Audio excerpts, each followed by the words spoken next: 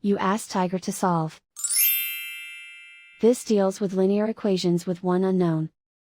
The final result is x equals 7. Let's solve it step by step. Group all constants on the right side of the equation.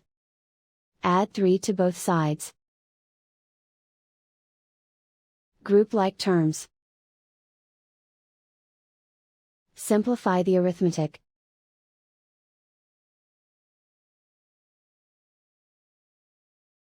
Isolate the x. Divide both sides by 4. Simplify the fraction. Find the greatest common factor of the numerator and denominator. Factor out and cancel the greatest common factor. And so the final result is x equals 7.